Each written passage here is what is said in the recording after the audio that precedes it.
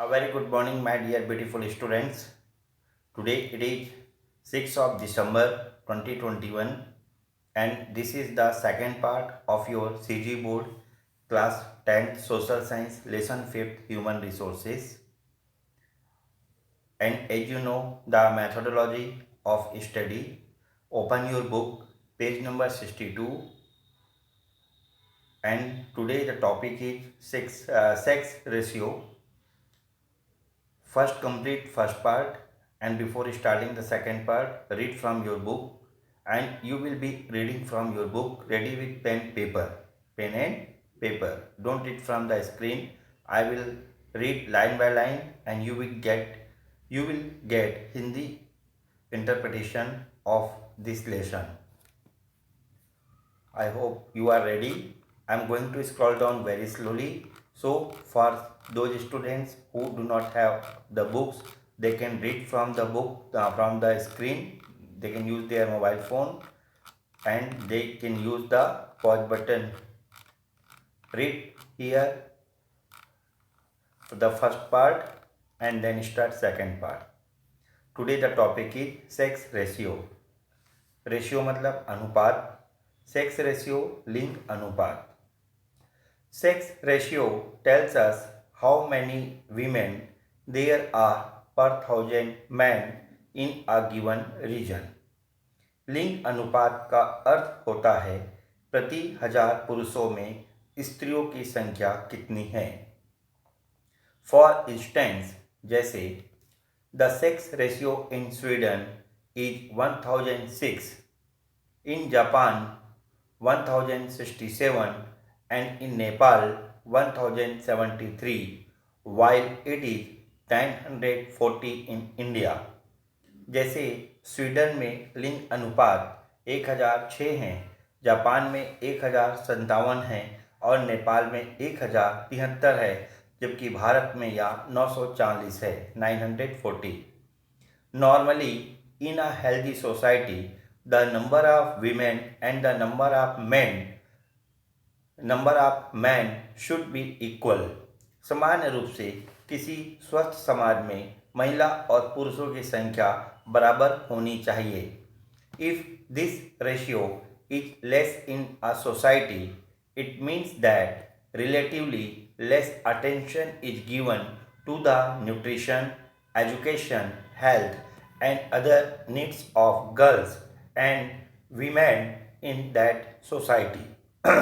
अगर किसी समाज में यह अनुपात कम है तो इसका मतलब यह है कि वहाँ की बालिकाओं व महिलाओं के पोषण, शिक्षा, स्वास्थ्य आदि पर अपेक्षाकृत कम ध्यान दिया जाता है.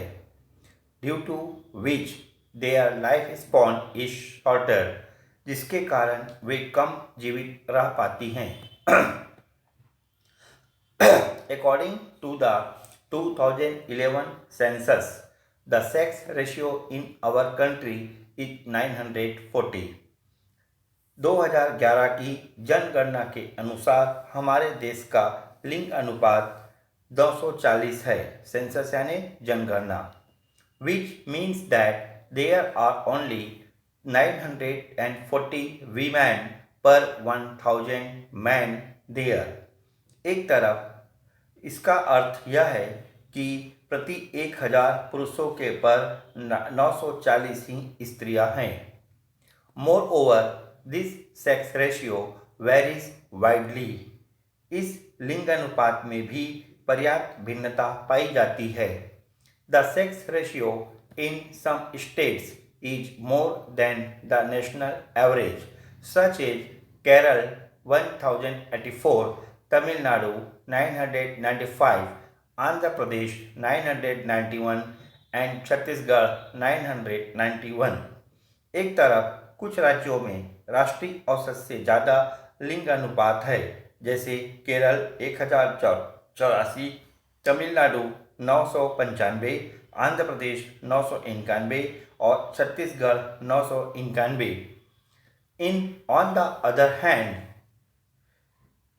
On the other hand, in Haryana 877, Gujarat 912 and Rajasthan 926. The sex ratio is less than the national average. वहीं हरियाणा 877, गुजरात 912 और राजस्थान 926 में राष्ट्रीय औसत से भी कम लिंगानुपात है. We are able to see from this data that in which particular states the situation of women is weaker and we can formulate a plan to improve this. इससे हम अनुमान लगा पाते हैं कि भारत के किस राज्य में महिलाओं की स्थिति कमज़ोर है और इसे सुधारने के लिए हम योजना बना सकते हैं. Now here is a question for you. Look at the graph of sex ratio given below and answer the following question. आप ये जो ग्राफ है 5.1 इसको देखिए और लिंगानुपात के इस ग्राफ को या आरेख को देखकर निम्नलिखित प्रश्नों के उत्तर दें. प्रश्न है, the question is in which decades was the sex ratio the highest and which year the lowest. सबसे अधिक व सबसे कम लिंगानुपात किस दशक में रहा है. डेकेड्स यानी 10 ईयर्स पर पीरियड. जैसे 1901 and 1911 it is a period of 10 year, 1 decade. After which decade is the sex ratio seen to, ये सीम है, seen to be increasing continuously. What may be the reason for this increase. किस दशक के बाद लिंगानुपात निरंतर बढ़ता दिखाई दे रहा है. बढ़ने के कारण क्या क्या हो सकते हैं. On which decades sex ratio had the sex ratio of 2011 become almost equal. 2011 का लिंगानुपात किस दशक के बराबर हो गया है. Study this graph and try to write the answers of this question and you will get the PDF form of the answer as well as we will discuss in the classroom. Next, when we look at the figures, we find that the number of women in proportion to men has been declining in India for a long time, which is indicative of the increasing discrimination against women in society. आंकड़ों पर नज़र डालें तो पता चलता है कि भारत में स्त्रियों की संख्या पुरुषों के अनुपात में लंबे समय से कम हो रही है, जो समाज में स्त्रियों के प्रति बढ़ते भेदभाव की तरफ इशारा करती है. Women have to face discrimination in education and development. शिक्षा और विकास के मामले में स्त्रियों को भेदभाव का सामना करना पड़ता है. The census figures show that this discrimination has the biggest adverse effect on girls of small age. जनगणना के आंकड़ों से पता चलता है कि इस भेदभाव का प्रभाव सबसे अधिक छोटी उम्र की बालिकाओं पर पड़ रहा है.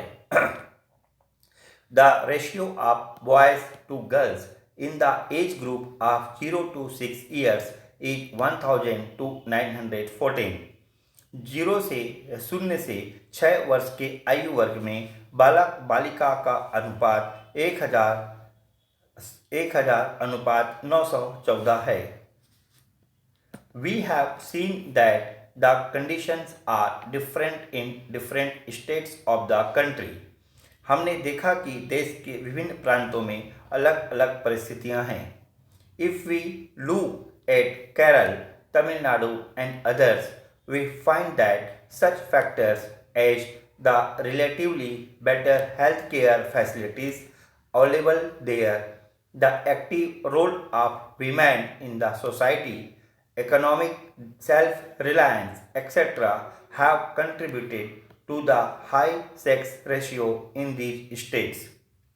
केरल, तमिलनाडु आदि को देखें तो वहाँ बेहतर स्वास्थ्य सुविधाओं की उपलब्धता, समाज में महिलाओं की सक्रिय भूमिका, आर्थिक स्वावलंबन आदि ऐसे कारक हैं जिन्होंने इस राज्यों में लिंगानुपात को उच्च बना रखा है.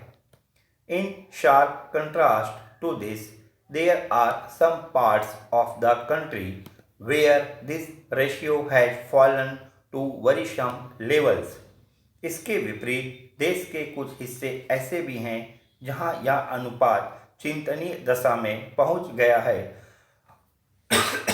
In most states of the northern and western India, such as Rajasthan, Haryana,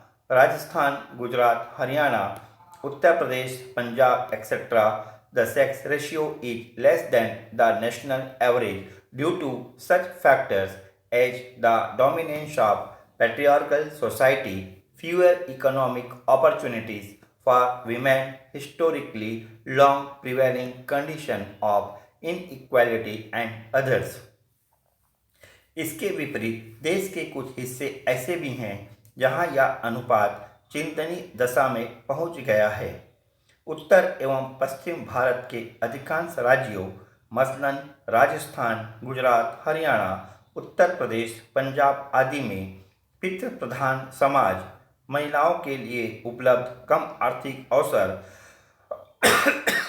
ऐतिहासिक काल से चली आ रही असमानता आदि कारकों के चलते लिंगानुपात राष्ट्रीय औसत से कम है.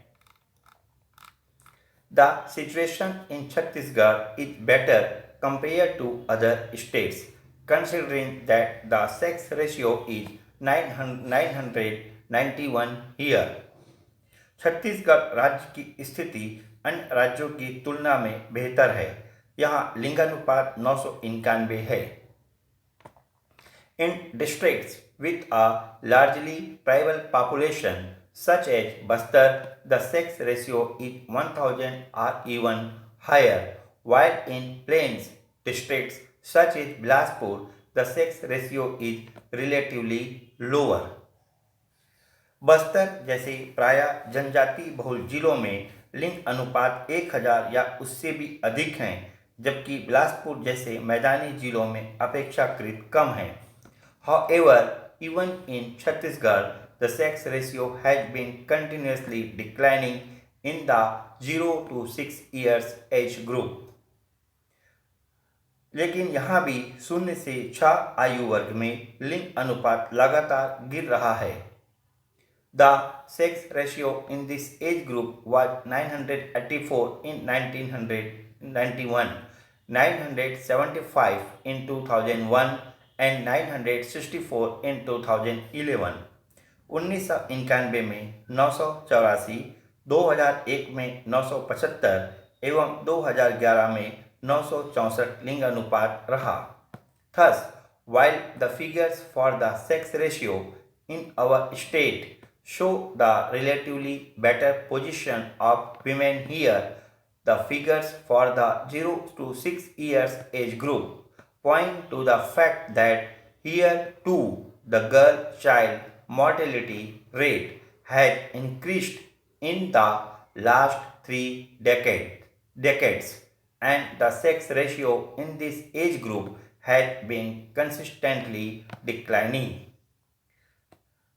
इस प्रकार हमारे प्रांत के लिंगानुपात के आंकड़े एक तरफ जहां महिलाओं की अच्छी स्थिति को बयां करती है, तो दूसरी तरफ 0 से 6 आयु वर्ग के आंकड़े इस बात की तरफ इशारा करते हैं कि यहाँ भी पिछले 3 दशकों में बालिका शिशु मृत्यु दर में वृद्धि हुई है और इस आयु वर्ग के लिंगानुपात में कमी आती जा रही है.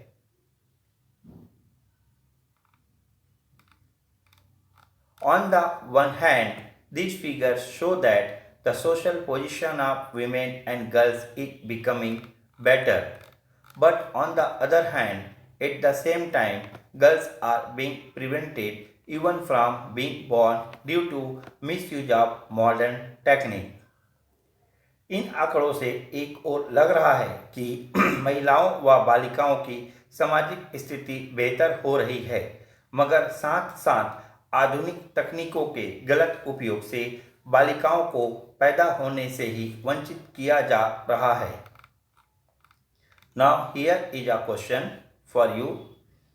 You must have seen a notice displayed on the notice boards of various hospitals telling the visitors that prenatal means before birth sex determination test is not done here.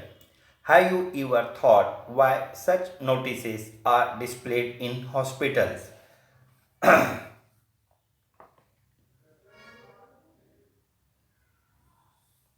Now, देखिए क्या है कि आप हॉस्पिटल में जाते हैं तो आपने एक नोटिस किया होगा, ध्यान दिया होगा कि हॉस्पिटल के बाहर लगा रहता है कि जन्म से पहले यहाँ बच्चों का यानी कि जो बेबी होता है, बच्चे होते हैं, उनका सेक्स यानी कि बॉय है कि गर्ल है, राइट, लड़का है या लड़की है, नहीं बताया जाता और ऐसा कोई टेस्ट यहाँ नहीं किया जाता।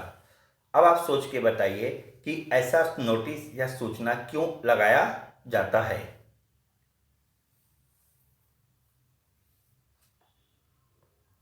Now second question.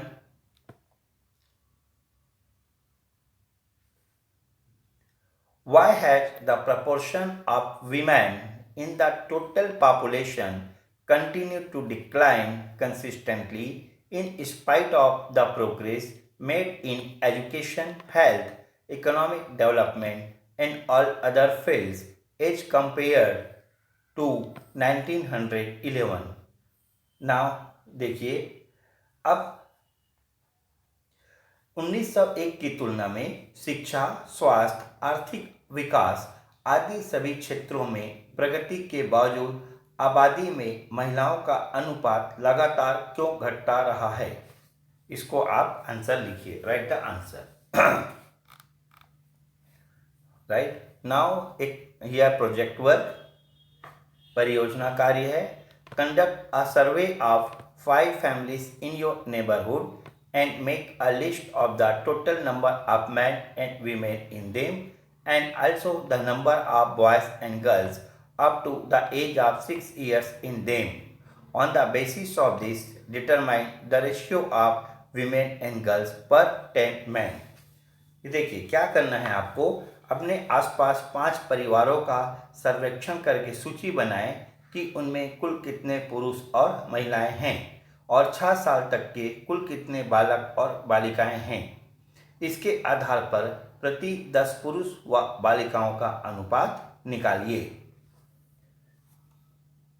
Next topic it is age composition, the ratio of children, youth and old people. Age composition, देखिए कंपोजिशन मतलब होता है संगठन, एज कंपोजिशन आयु संगठन। इसका मतलब the ratio of children, youth and old people, बच्चों, युवा और वृद्धों का अनुपात। For the purpose of analysis the population of a region is divided into 3 broad age groups, boys and girls group, youth and old people. विश्लेषण के लिए किसी क्षेत्र की जनसंख्या को 3 विस्तृत आयु वर्ग में बांटा जाता है, बालक वर्ग, युवा वर्ग एवं वृद्ध वर्ग। In any society the people with the maximum productive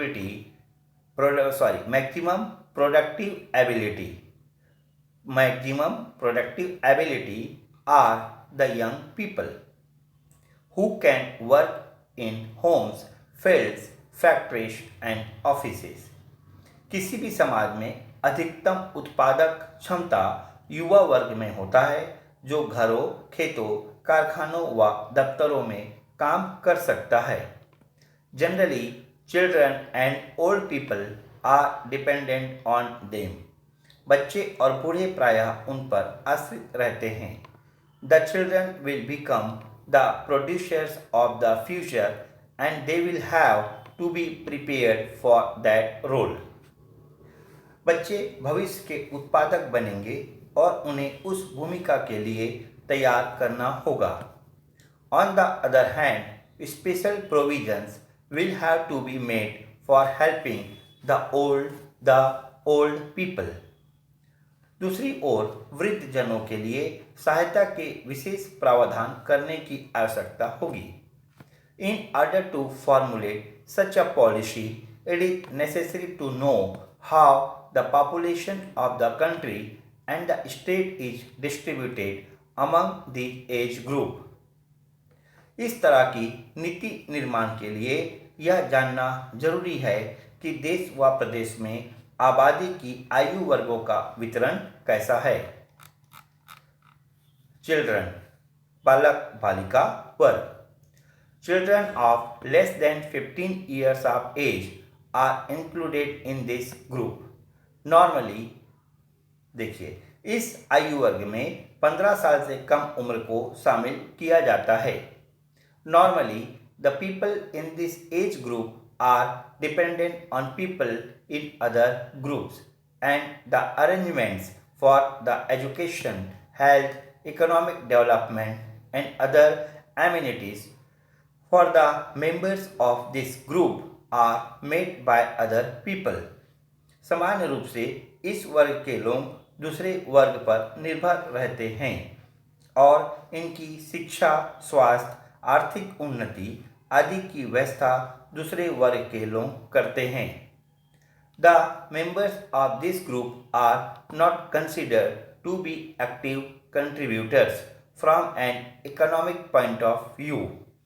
आर्थिक दृष्टि से इस वर्ग के लोगों को क्रियाशील नहीं माना जाता। However, the prevalence of child labor contributing to production of goods and services in many areas cannot be denied. हालांकि बहुत सारे क्षेत्रों में बाल श्रमिक की मौजूदगी को नकारा नहीं जा सकता।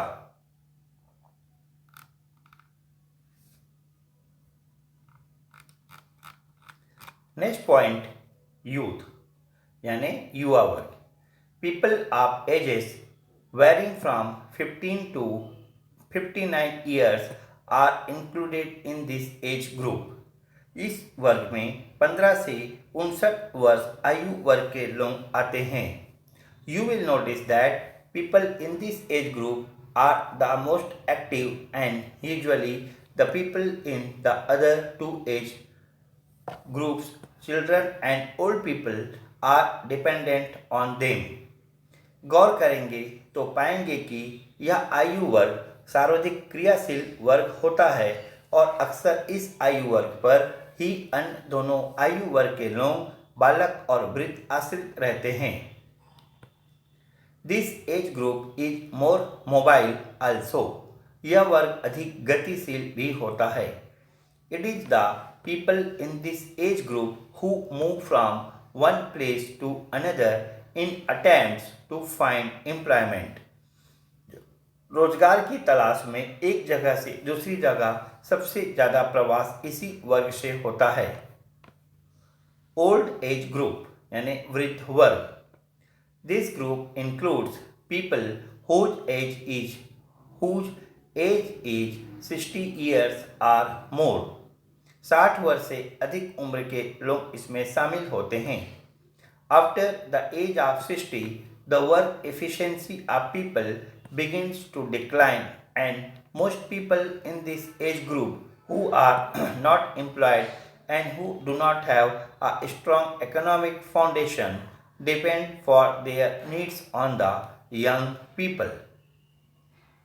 इस उम्र के बाद लोगों की क्रियाशीलता में कमी आने लगती है और इस वर्ग के अधिकांश लोग जो नौकरी पेशा नहीं हैं और जिनका कोई मजबूत आर्थिक आधार नहीं है, अपनी ज़रूरतों के लिए युवा वर्ग पर आश्रित रहते हैं। Now my dear students, the questions for you. If the number of people in the children age group is very small in a country, what impact will this have on that country. यहाँ पे पूछ रहा है कि किसी देश में अगर बालक बालिका वर्ग के लोग बहुत कम हो तो उस देश पर क्या प्रभाव पड़ेगा। How will be the economy of a country if there are many people in the youth age group there? दूसरा प्रश्न है, किसी देश की जनसंख्या में युवा वर्ग के लोग ज़्यादा हैं तो उस देश की आर्थिक व्यवस्था कैसी होगी। Right the answer of this question, think over it. In social science, population age pyramid is used to show the age distribution of the population of a country. किसी भी देश के आयु विन्यास को दर्शाने के लिए सामाजिक विज्ञान में जनसंख्या पिरामिड का प्रयोग किया जाता है। Look at the graph of the age pyramid in India 2014 given above. यहाँ पे नीचे आप देखिए, यहाँ भारत के आयु पिरामिड को ग्राफ में देखिए, भारत 2014 में देखो। It shows the number of man and the number of women after every 4 years।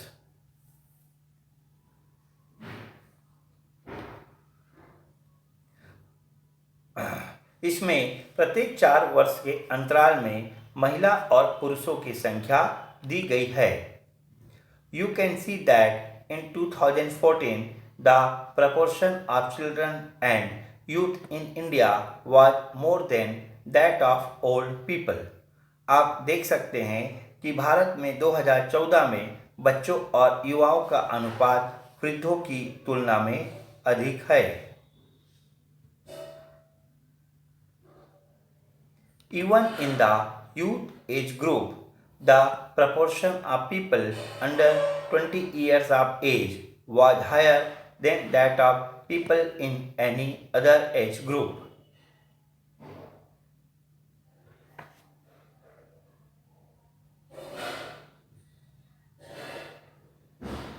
उसमें भी 20 वर्ष की आयु से कम लोगों का अनुपात अन्य किसी आयु वर्ग से अधिक है। This means that there will be no decline in the number of people engaged in productive work in the next 20 years। इसका मतलब है कि अगले 20 वर्ष तक भारत में उत्पादक कार्य करने वाले उम्र में लोगों की कमी नहीं आएगी। At the same time, having a lower number of old people will cause a lower burden on the country economy। साथ ही वृद्धों की संख्या कम होने के कारण अर्थव्यवस्था पर कम भार होगा। However, if we compare the columns of men and women, we will find that in the coming young generation, the number of women is going to be much lower than that of men, because the ratio of girls to boys is very low among the children under 8 years of age। लेकिन अगर हम महिला और पुरुषों वाले स्तंभों की तुलना करें तो पता चलेगा कि आने वाली युवा पीढ़ी में महिलाओं की संख्या पुरुषों की तुलना में बहुत कम होने वाली है, क्योंकि 8 साल से कम उम्र के बच्चों में बालिकाओं का अनुपात बहुत कम है। Now we will compare this graph for India with the graph of Western Africa and Western Europe। अब हम भारत के इस आरेख की तुलना पश्चिम अफ्रीका और पश्चिम यूरोप के आरेखों से करेंगे। Now first look at this graph 5.2 India 2014। अपनी पुस्तक में बहुत अच्छे से इसकी स्टडी कीजिए इस ग्राफ को। Now the second graph you will study in your book। Here percentage of population, graph 5.3 Western Africa, India and Western Europe, and answer this question। Compare the graphs for Western Africa and Western Europe with the graphs for India and describe whether there too you see a low ratio of girls to boys among children under 10 years of age।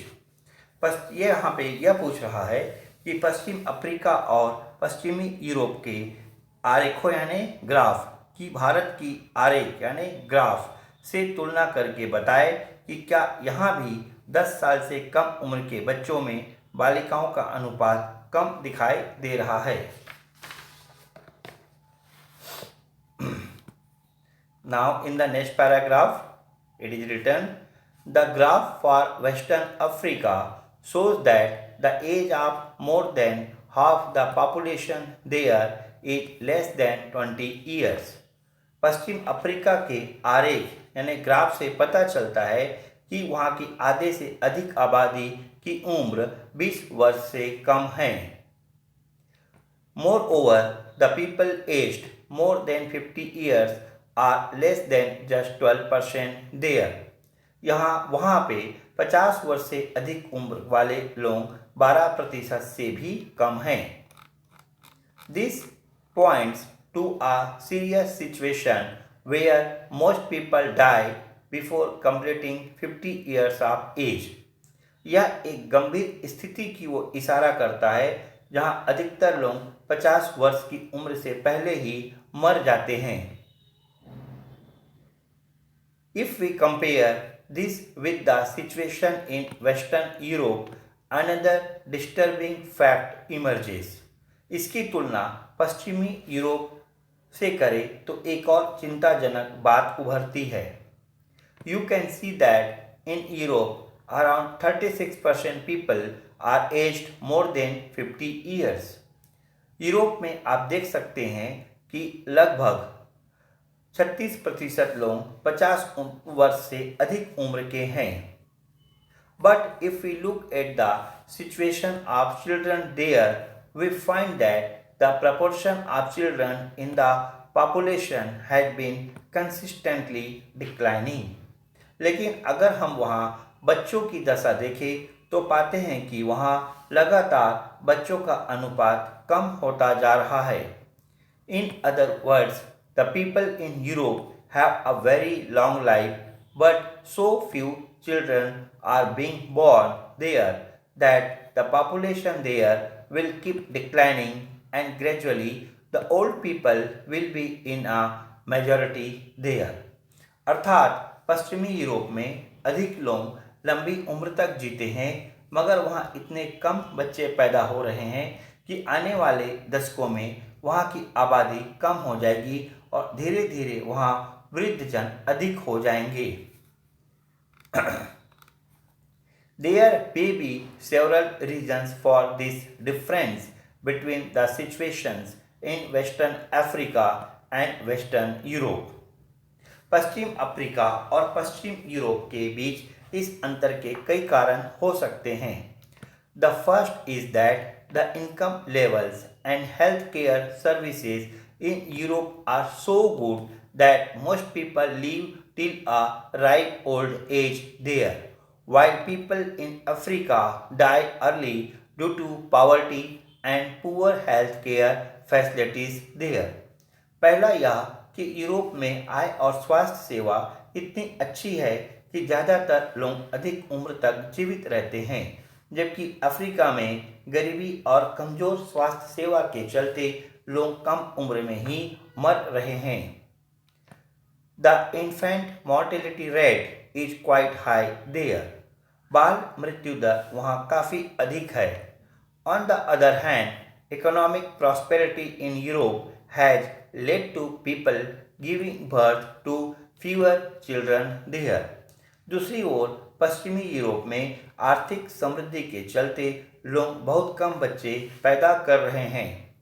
In view of this problem, special encouragement and financial help by the state is provided in many European countries for raising children. इस समस्या को देखते हुए कई यूरोपीय देशों में बच्चे पालने के लिए विशेष प्रोत्साहन और राजकीय मदद दी जाती है।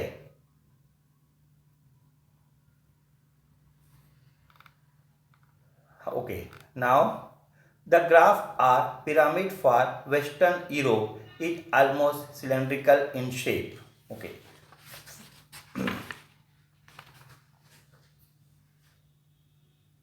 See this graph,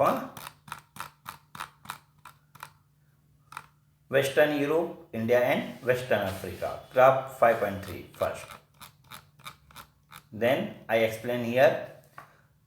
The graph or pyramid for Western Europe is almost cylindrical in shape from 0 to 40 years. पश्चिमी यूरोप का आरेख ग्राफ या पिरामिड लगभग बेलनाकार है, सिलेंड्रिकल शेप है, 0 से 40 वर्ष की आयु तक। The percentage of none of the groups is declining there. किसी देखिए 0 से 40 वर्ष तक 0 से 40 वर्ष की आयु तक किसी वर्ग का प्रतिशत कम नहीं हो रहा है, किसी वर्ग का प्रतिशत कम नहीं हो रहा है. While the graph for India is triangular, which means that the percentage of every age group is decreasing compared to the level below. जबकि भारत का ग्राफ त्रिकोणाकार है, हर आयु वर्ग का प्रतिशत नीचे की तुलना में कम है. How may this be related to the health and Medicare facilities for children in India? इसका भारत में बच्चों की स्वास्थ्य और चिकित्सा सेवा से क्या संबंध हो सकता है? Think over it. देखिए ग्राफ को देखिए, राइट. यूरोप, पश्चिमी यूरोप का ग्राफ या पिरामिड लगभग बेलनाकार है और 0 to 40 ईयर्स, राइट. यहाँ पे 0 to 40 ईयर्स की आयु तक किसी वर्ग का प्रतिशत कम नहीं हो रहा है. जबकि यहाँ पे इंडिया का ग्राफ देखिए, इंडिया का ग्राफ त्रिकोणाकार है और हर आयु वर्ग का प्रतिशत नीचे की तुलना में कम है. तो बताइए इसका भारत में बच्चों की स्वास्थ्य और चिकित्सा सेवा से क्या संबंध हो सकता है? Now the question, next question, where is the proportion of children and youth, those under the age of 40, the highest in India, Europe or Western Africa? Bharat, Europe और पश्चिमी अफ्रीका तीनों में कहाँ बच्चों व युवाओं 40 वर्ष से कम का अनुपात सबसे अधिक है? Second question, where is the proportion of youth, those from 15 to 40 years of age, the highest?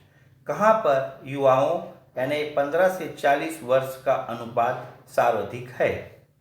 Where is the proportion of old people, those above 60 years of age, the highest?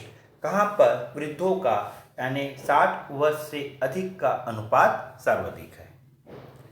My dear students, this is sufficient in this video lesson. Complete your work and be a sincere student. Work hard. Next video lesson we will continue in the next video lesson work and working population, काम और कार्यशील जनसंख्या. Till then I say goodbye to you. See you again.